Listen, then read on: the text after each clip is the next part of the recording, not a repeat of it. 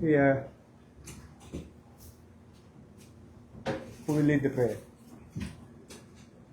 Aaron, can you please lead us to prayer? Purihin ng Panginoon. Purihin ng Panginoon. Lagay po natin ang ating mga sarili sa paanan ng ating Panginoon, sa presensya niya.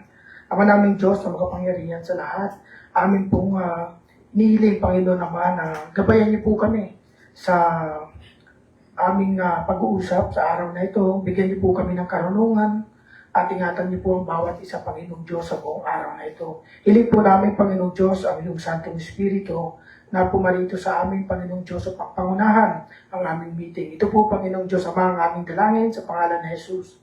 Amen. Amen. Thank you. Good afternoon. Good morning, ladies and gentlemen. Good morning, ladies and gentlemen. Morning.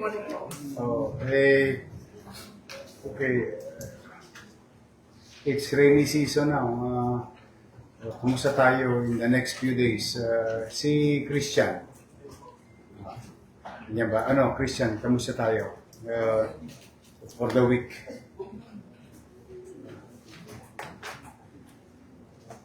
Hello po, yun po. Magandang umaga po, Teacher May. Sa ngayon po, wala po tayong inaasahang bagyo within the next 3 to 5 days. At ang inaasahan po natin mga pag-ulan ay due to thunderstorm lamang po, which will prevail po, especially in the afternoon until evening po. Yun lamang po. Andres, have you reported the flooding in Espanya sa DPWH and MMDA? Opo, nakikipag-coordinate po kami sa kanila, boss. Yung sa ang tubig po doon na pumupunta ng Sunog Apog, saka yung isa sa Quiapo. Ang takbo po ng tubig ng Espanya. Oo, sabi mo sa kanila, tingnan naman na nila yung Espanya. Dito sa City Hall, wala naman ang baha. Opo. Ano na lang po, boss, yung papalit na lang ng yung mga pumps ng Pump MMDA. ng MMDA. Na-ibig na daw po, papalitan na nila yung mga pumps. Yung pump sa gumagana ba? Sa Roas Boulevard? Boss, yung sa Abad, sa Estero Abad, naka ano na ng Meralco connection siya. Pati Okay. yung sa Remedios, ang isa na lang, boss, yung sa Paura, for connection na ng Meralco. So, hindi na sila genset. So, may connection na sila ng Meralco. You tell them, they have to look into it. Although mababa yung baha sa Top Avenue, hindi na katulad last year. But you see, yung Espanya, parang dagat na naman. Ang kasi, boss, ang dinadaanan nun, yung Blooming Trees Interceptor papuntang Sunog Apog, tapos yung isa papuntang Quiapo. Ko na lang ang MD, malinis yung sa Blooming Trees po. Flow ka na lang po na. Boss, hinihintay na lang namin yung yung mobile pump ng MD. Oo. Yung idodonate nila, lalagyan natin sa Ross Boulevard. Oo. Yung mga barangay naman, Laris, tuloy-tuloy yung kanilang weekly cleanup. Tuloy-tuloy naman lahat. Malaking epekto kasi generally, yung buong Maynila halos walang baha, except talaga yung Espanya. Dapat yun talaga regular nilang na-maintain. But you make sure that DPWH is properly informed and MMDA. Okay,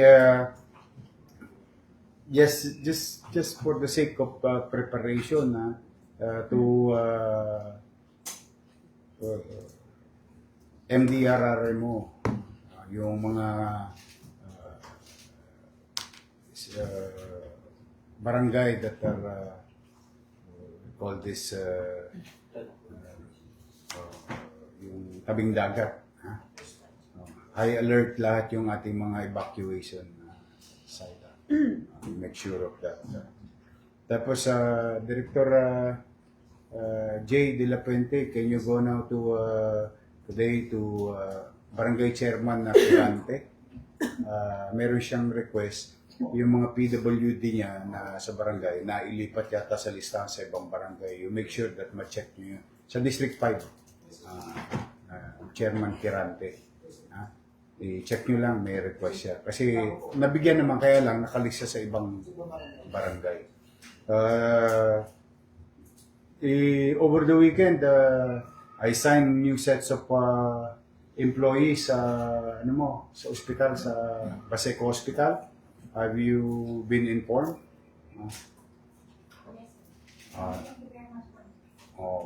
Ilan na lang ang kulang? 34 na lang? Akalain mo yun, mapupuno ka na.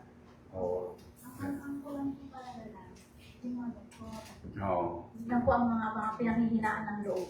Kapag po advice sila to report, after a while, nag-ghost na po kami. Nag-ghost na po kami. Hindi nag-ghosting. Nag-aawol? Hindi po, hindi nag-ghost. Ayaw na po nilang bumalik. Hindi na tinutuloy yung application. Hindi na po sila papakita, hindi na bumabalik. Paano yung appointment nila? Na po, gusto na po nilang mag-withdraw yung iba. Okay lang. If they withdraw, then we find a new one. Yes. One way or another, marami naman doktor. Opo, we will intensify our marketing.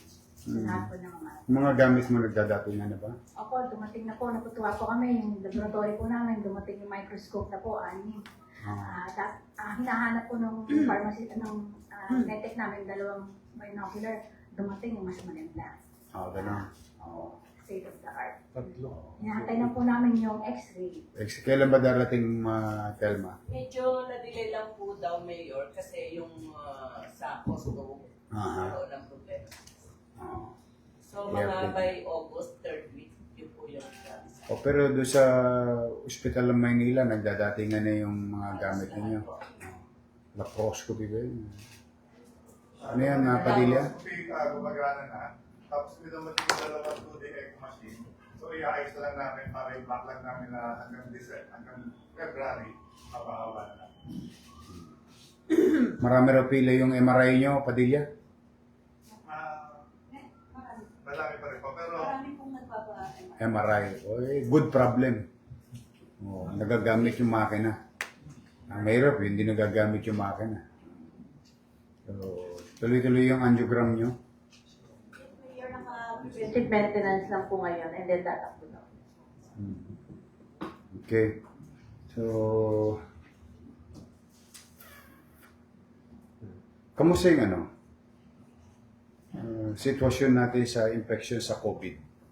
Kamusta na? Good morning, Mayor. Good morning po sa lahat sa inyo. Ako po ay nagre-report ng wild diseases every day. Okay. And ito po ay nanggagaling sa lahat ng hospitals dito sa city, including yung Private. 17 private hospitals. Okay. So as of today po ay ang COVID natin ay 2 ang naitala. A total of 72 sa buong city natin. Buong taon? Ito lang po, last week lang ng July na nagkaroon ng parang surge po sa city, Quezon City. Active cases? Ilan? Opo, confirmed cases po. Ilan ang active cases as of today? 2 lang. 2 lang. Opo. And then, sa mga leptospirosis po, naitala natin 3, a total of 108 na po. So, mataas po yan, dapat po wala. So, we are also expecting after 2 weeks na bumaha, yan po magsusearch ang ating leptospirosis. Okay, pero yung mga empleyado natin na most of it na sa frontline, meron kayong, di ba, yung wader. Nakita ko doon sa DEPS, sa engineering, ginagamit. Opo, malaki pong tulong yun, Mayor. At meron po tayong 35,000 na doxycycline na nakakalat sa mga health centers. Sa mga departments po, pwede kayong pumunta doon sa 3H ng MSD, room 132 para makahingi po ng gamot. Okay. Now, we go now to Bonifacio. Bakit hindi pa nakakapitan ng Andres ng kuryente at tubig? Yung ginawa nilang building doon sa eskwela. Si Ma'am Gayola ba nandito? Ma'am, anong balita doon sa Bonifacio? May sinasabi sa akin yung si Kusiel Jeff, hindi pa raw nagagamit yung 24 classroom na ginawa ng DPWH. Pa-check nyo nga, ha? Malamang wala na namang building permit yun. Yung yung banyo ng ng Pedro Guevara, kamusta? Mas nagkokonsya kami ng septic tank na bago kasi isa lang na-check namin, isa lang ang septic tank ng buong school. Oo. So nagkokonsya kami, boss, patapos na. Okay. Additional septic tank. Yun. I-inform niyo si Ma'am Gayola. Mayigit talaga nakakapamasyal tayo dahil nakikita natin yung mga problema. Second, go to Director Pio. Yung mga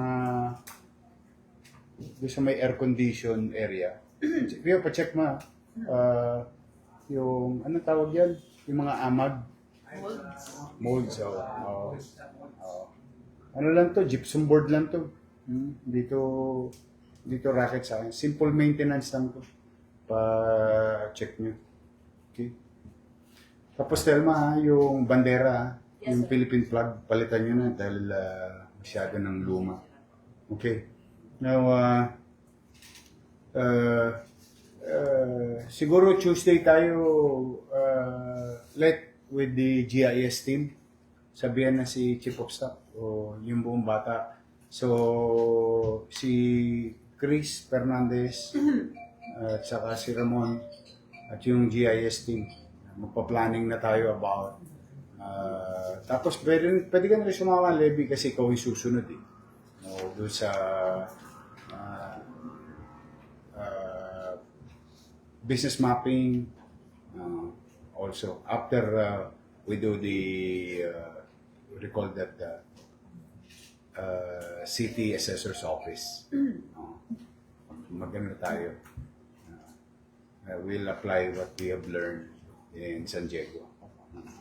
Tapos, tingnan mo na rin, siguro pwede na rin umaten si Padilla. Kasi yung health sector, i-GIS na rin natin. Okay. Paul, how are we doing in 2 weeks? Anong nangyari? Good morning po.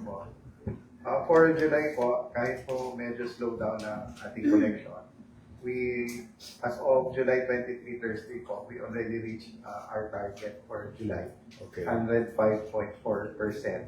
Nakakolekta po tayo ng a total of 1.1 billion pesos. Kuha na natin yung aming target.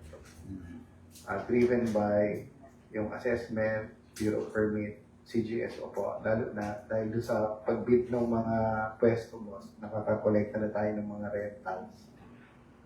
Sa GAT, nakolekta ni City Administrator at ng GAT po yung sa PPROD, nakakolekta rin po. Yung CPDO maganda rin po, DPS lalo na, MTPB din po at yung sa iba pang mga opisina. Kaya po kami ay nagpapasalamat po sa lahat ng revenue generating offices na kahit po ay slow down ang ating collection, ay yung target at collection efficiency po natin ay pumapalo pa rin ng 100%. Salamat po. Okay, Muso and Telma, check nyo nga yung nag-leak na angge doon sa elevator. O tingnan nyo kung paano nyo mariresolve. Tanong nyo sila, Andres. Sir, pinaka, Oh, yeah. Paano maano yung angge? nilagyan naman ng cement sa... Hindi dumiretso mo sa Sa flooring. O And then nag-sandbag na rin kami. Nagpa-standby na ako ng sandbags. pero hindi pwedeng sandbag lagi yun. Yes. Kaya kailangan you have to find a suitable engineering permanent solution. Nagawa na nila. Okay. Lebs, kumusta? Boss, so far for this month ay meron po tayong 645 new business at ito po ay inaasahan namin makuha ang at least 700 by end of the month. So far ang total new business po natin ay nasa 4,631. We are at a total of almost 55,000 na po ang ating number of businesses sa Manila, with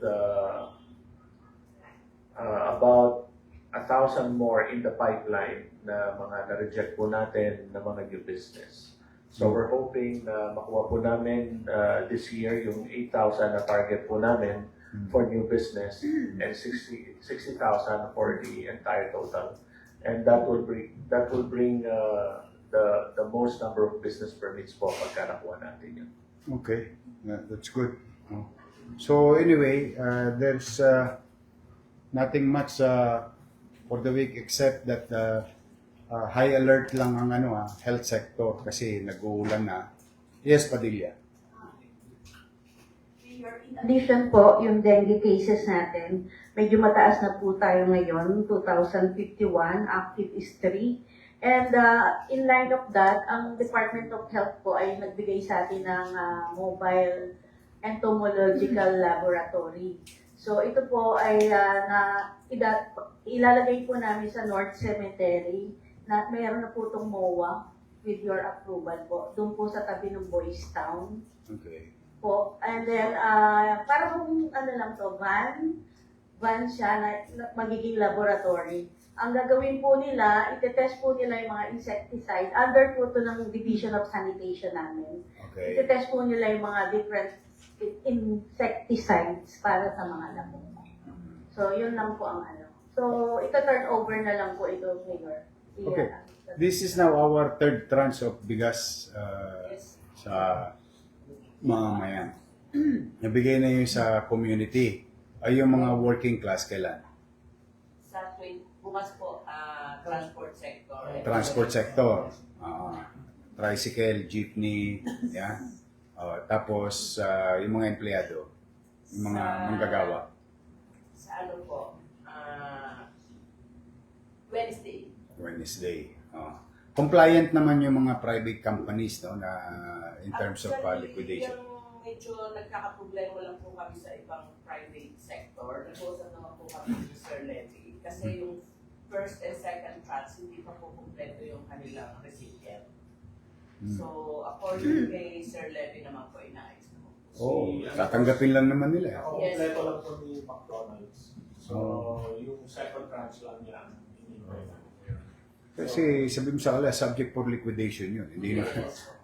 While it is free, that's being given. Magpapatong-patong po kasi. Hanggang hindi po nabibigay yung recipient, hindi po nire-release naman ni Sir Levy. Kaya lang, magpapatong-patong po. Third tranche na po tayo ngayon. Dr. Adeola, anong balita sa natin, your milk? Tuloy-tuloy naman? Yes po. Tuloy-tuloy po yung delivery, Mayor. Hindi sila pumapalya? Hindi po. Good. Kailangan madaling araw po. On time sila. 9:30 po ng umaga tapos na yung delivery. Oh, good. That good for the day. Yes. Kasi di ba may pang umaga, pang hapon? Yes. Sa grade 1 and Yes. kinder. Happy naman yung mga Opo. happy. Matuwa ang mga bata. Talaga. Opo. That's good. And I hope the next generation of the city of Manila will have a better, healthy body because of this investment of ours for the next generation. Okay? Now.